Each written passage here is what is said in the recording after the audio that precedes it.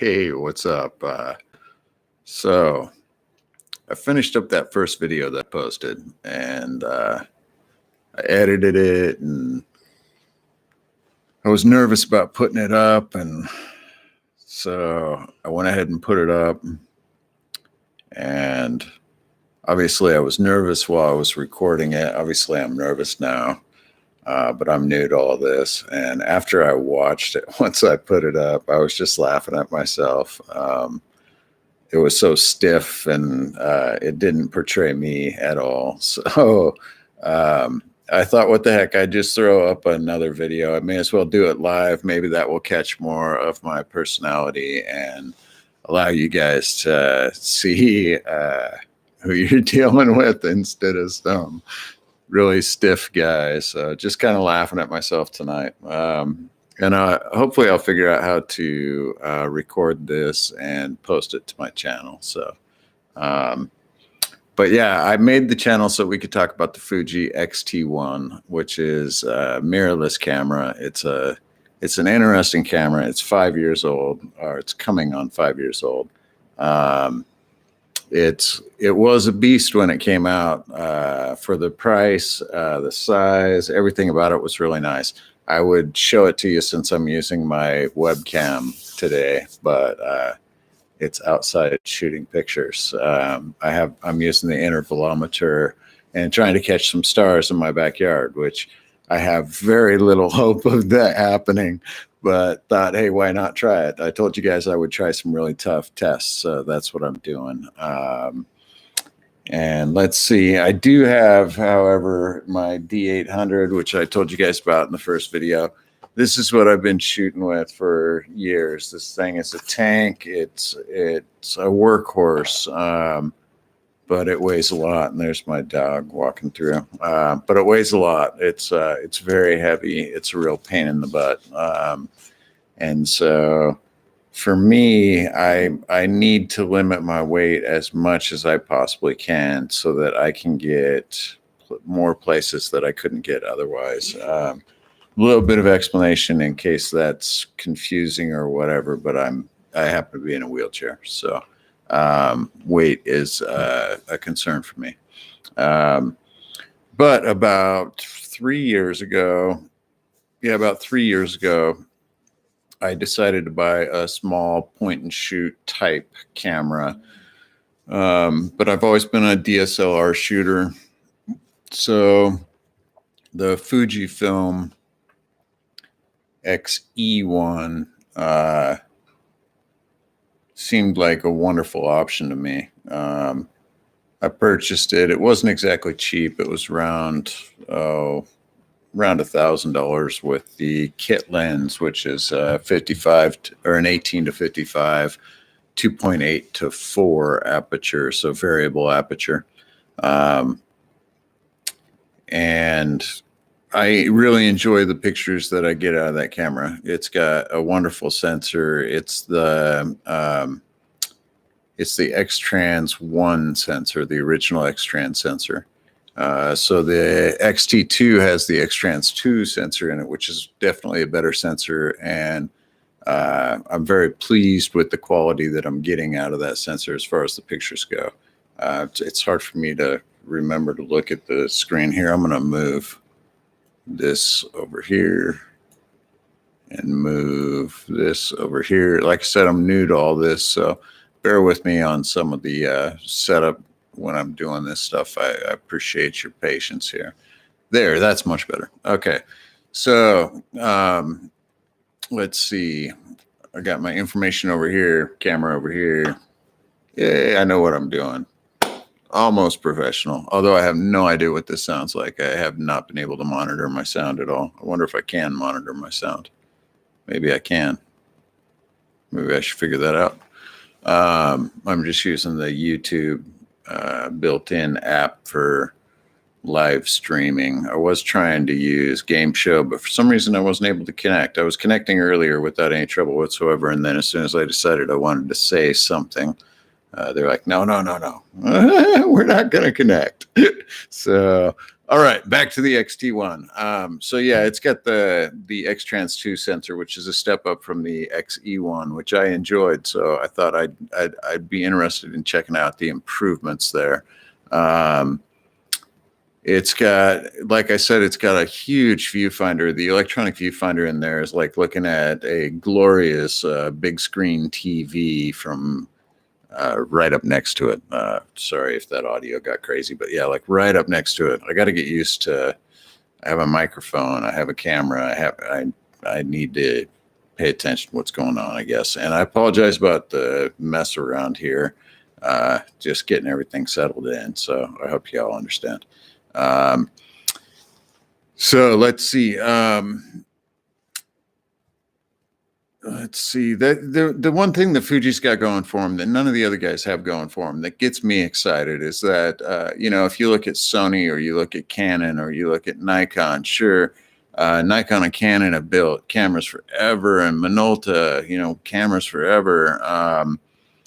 You got Sony that's getting into the game, but man, they've made lenses for a long time. They've made not for cameras necessarily. Let's see, have they made lenses? I guess I don't really know what Sony has done, except for I know that they know how to do electronics. So when they decided to get into the camera game, they had the money to do it properly. And they have built up quickly into a powerhouse. So I'd say the top three are Sony, Canon, and Nikon. That would be the competitors against Fujifilm. Now, Fuji, of course, does not make a full size sensor, a full frame sensor, and they say they're not going to. They're not interested in it. We'll talk about that a little bit if you want. But they, when you take a look at that's why my video was so rough earlier. I stumble over my words sometimes, so get used to it, I guess, or give me a big thumbs down, or yell at me in the chat, or leave a message down below that says I suck or something like that. It'll make you feel better, especially if you have to suffer through all this. But let's see. I sure say a lot too. Boy, filming makes you self-conscious. Just so you know, if you decide you ever want to try to do this, when you put yourself out there, it's intimidating. Even with 0 people watching, it's still intimidating because I know I'm going to record this and leave it out there. The channel's got to start somewhere. So, I can't remember exactly what I was talking about, but oh yeah, the advantage that Fuji has over the big three, Canon, Nikon, and Sony, in my opinion, is that none of them have ever actually made film. So Fuji is approaching this from the standpoint of a manufacturer of film for 80 years. Their experience level there is amazing, and they've made some of the most popular films available for decades amongst professional photographers the world over. So you have to give them credit on that. They know what they're doing when it comes to film. So the question is, does that translate to the way that they program a chip to interpret the light that's coming through it? And in my opinion, yes, it does. They can simulate film better than any of the other 3 companies. Is that an advantage? To some, yes, it's a huge advantage. If you want to spend if you love spending hours and hours and hours in Lightroom getting exactly the look that you want, then it doesn't really matter to you. If you shoot raw constantly, it doesn't make too much of a difference to you. And I am a raw shooter, as the famous Jared Pullen would say, I shoot raw. So there's a shout out to Jared. One of the people that I have watched extensively. So, oh no, I don't want to go there.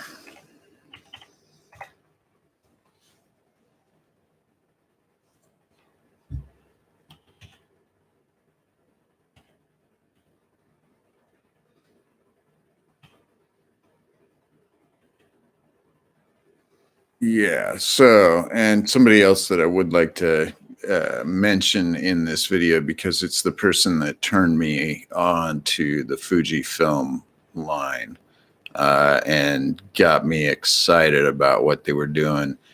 Somebody whose opinion I do respect a lot. Now, many of you, many may disagree with me. I know that he's controversial. And he's opinionated. He'd be the first to tell you that.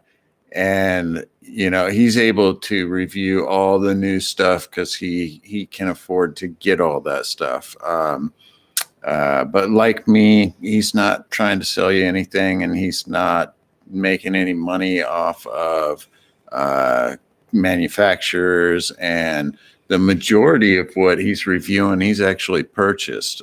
He's not getting stuff sent to him for free and then sending it back, although he does do that when he wants to test something out, but usually I think from viewers, if I understand right.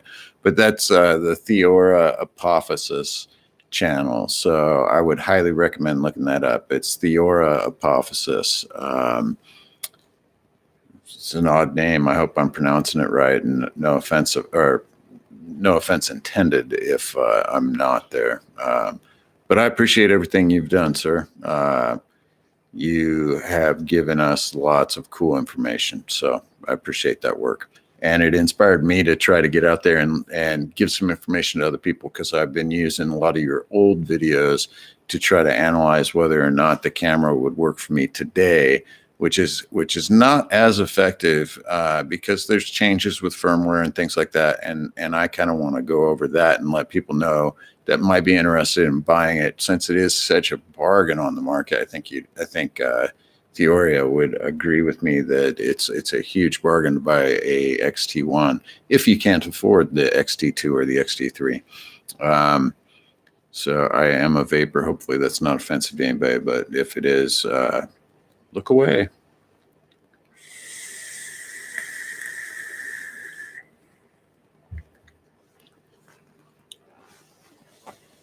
So one of the advantages of the XT1 over the XE1 is that it does have a intervalometer.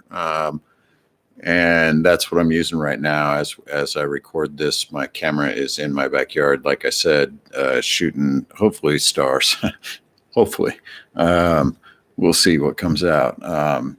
And the intervalometer is running in a 5-minute interval, and it's going to run 96 pictures, something like that, which works out to about 8 hours worth of photography. But I'm running it with bracketing on, and I'm bracketing one stop either way on the exposure. Because I've never done this before, I'm just kind of playing around. This is my first step into astrophotography. Although I do have a telescope and a tracking mount, so a really good tracking mount. So I may try to use that camera to get some good shots of stuff like the, well, actually, I am going to try to get some good shots of stuff like the Andromeda Galaxy and maybe even the Horsehead Nebula. You know, common things that people would recognize, so that we can look at it and compare it to what we're used to other people being able to get and see if it still holds up today. That's the whole question. Does it still hold up today? And, you know, I'm really happy with the feel of it. Like I said, I'm used to that Nikon, and it just feels like a baby Nikon. It totally feels like a baby Nikon. Now that's hard to explain, but it feels like it's just as solid. I'm sure I couldn't pound nails with it like I can with the D800. Not that I do that, but I'm sure I couldn't. But boy, it does feel absolutely rock solid. Absolutely 100% rock solid. The grip on your right hand, where your trigger is normally down in front, your trigger is up high on it, and that's a little bit of an annoyance to me.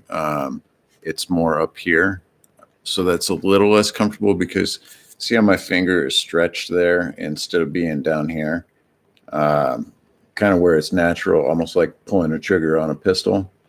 This is more It's just more of a reach. Plus, if you notice, there's a tab right here that your strap goes on. Your finger is rubbing up against that tab all the time on the XT1. Now, I think that was corrected on the XT2. I think that they moved it back forward. They probably got some complaints about that on the XT1. I'm not quite 100% sure on that. Let me look it up and see if they did or not. So there's the XT1. No, they didn't actually. It's still up in the same place. It's on the XH1 that they moved it forward like a DSLR. There was probably some complaints about that, but that probably came from the DSLR crowd. The guys who did switch over and then were just like, this is the one thing that's bugging me. It just doesn't feel like a DSLR, even though I like the look. And I'm not saying this, I'm assuming, but they're saying, you know, even though they like the look of the camera and the way that the dials work and the exposure triangle and all of those aspects, they wanted it to be more DSLR-like. The display on the top, the trigger being more forward like a pistol. And I think that's one of the reasons why the H1 was made, the XH1.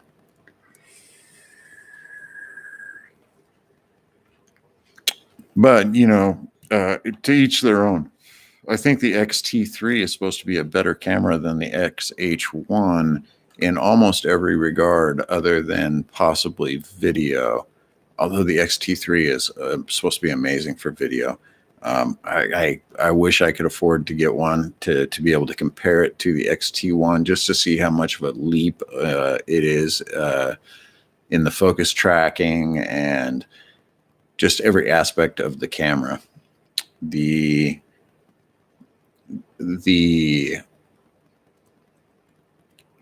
image quality is supposed to be increased dramatically as far as dynamic range, being able to pull out of your blacks and being able to drop detail down out of the bright blown out areas. So that is interesting to me. Very interesting, especially for things like what I'm doing this evening. Now, I did start shooting before sunset, and I'm going to shoot all the way.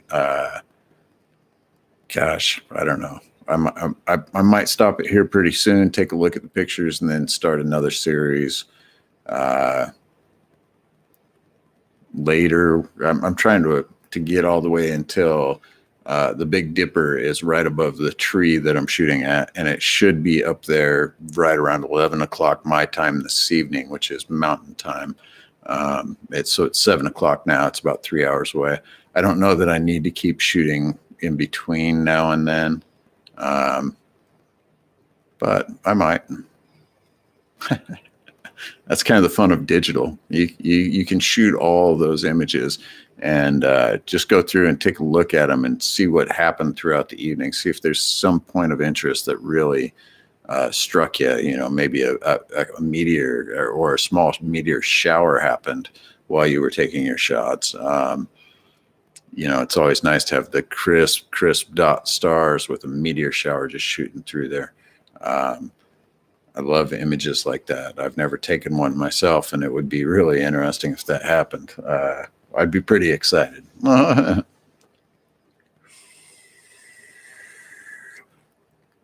So let's see what else about the XT1 that got me excited.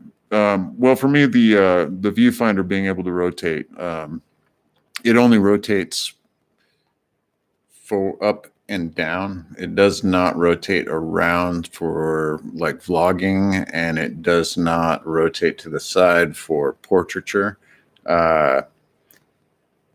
which both of those would be nice, but none of the new cameras do the vlogging, but they all do the portraiture. So that would be really nice and advantageous to me with my situation being in a wheelchair. I can't necessarily get down on the ground in most situations to get that low angle shot. So being able to adjust a screen so that I can see what the camera is seeing in real time is very advantageous, and I really do appreciate that. I would like to see the vlogging option out the side of the camera so that when you flip the screen, the the screen ends up here. That's the perfect vlog situation, in my opinion. You could have it go down below, but then if you set it on a tripod, you can't see it. And you could have it go up above like they did with the A something, the A3, I think. But then if you put a microphone on it, it's blocking your screen as well. So I think out to the side is the best option on that, and I hope that they can figure that out. Fuji, if you're paying attention, I know this is my first video, or my first live video. My first video sucked, which is why I'm doing this one. And I am nobody, but if you happen to catch this, do that. Do that for your camera. Do that. Fuji, it would make your cameras awesome.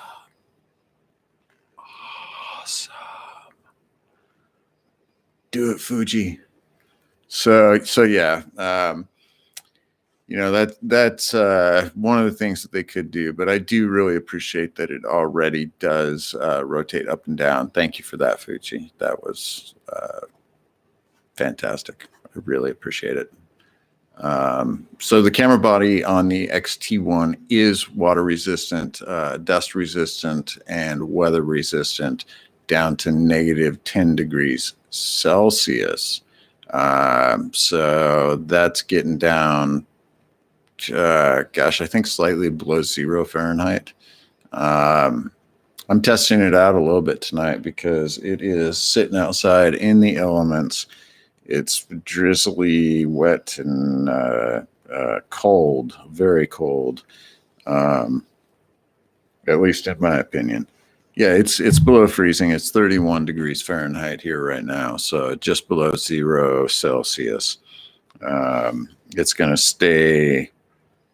It's going to dip down as low as about 28 degrees Fahrenheit, but it's going to stay at 30 the whole time that I'm going to be out there shooting. So let's see. Does it give me?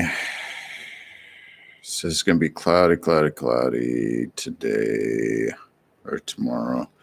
But right now it says, yeah, I should have clear skies all the way to 11. So shouldn't be seeing any rain. Looks like it's going to be cloudy tomorrow, but looks nice and clear tonight, which is why I'm shooting stars. You get clear skies, you shoot stars. Yeah, and I'd like to encourage anybody out there that's trying to think about, you know, hey, what do I do with my camera? What do I shoot? Sometimes it's hard to figure that out. Try something you've never tried before, like I'm doing this evening. Try shooting stars. Try shooting low light. Try shooting cityscape. Try shooting on the move downtown, just random people. Just don't get punched.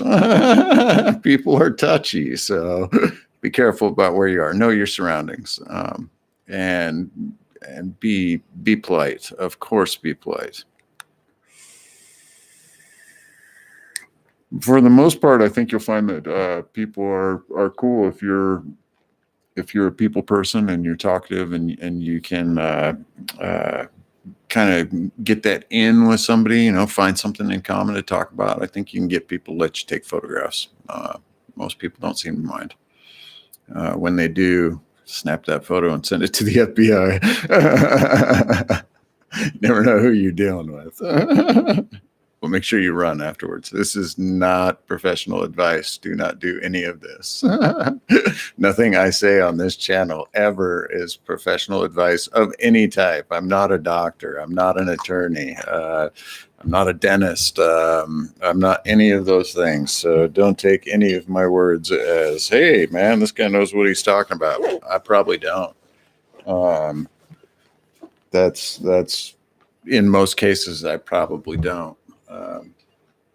So let's see. I'm missing some stuff I need to grab. Maybe I just left it all at work. That would be terrible, terrible, terrible, terrible, terrible. What do I do? All right. Well, I guess we talked a bit about it. like I said, I'm going to test it pretty hard. I'll give you guys some sample images when I get to them. It's been 24 minutes. I might come back later tonight to talk about some other off-topic stuff. I'm into politics, and I'm obviously talk about disabled issues. I don't know that any of you are interested in any of that, but hopefully this clears up a little bit about the first video. My robot-like conversation, the XT1. Yeah, that's not me. So I'll leave it up though. I'll leave it up forever. Just it's the first video I ever put up. It'll be funny. It's funny now, but it'll be funny years from now, even more funny. Hopefully, if I ever get good at this, with your guys' support, hit the subscribe button and click the notification if you want to know when I go live or when I put up new videos. We'll probably talk about some weird, crazy stuff. I definitely love conspiracy theory stuff, so we'll get into some weird stuff. Got my dog trying to say hi here. But yeah, hit that subscribe button. Share the videos. I don't know. Just do what you want to do. If you want to make fun of me in the comments, it's all good too. I can take it. All right. Have a good night, guys.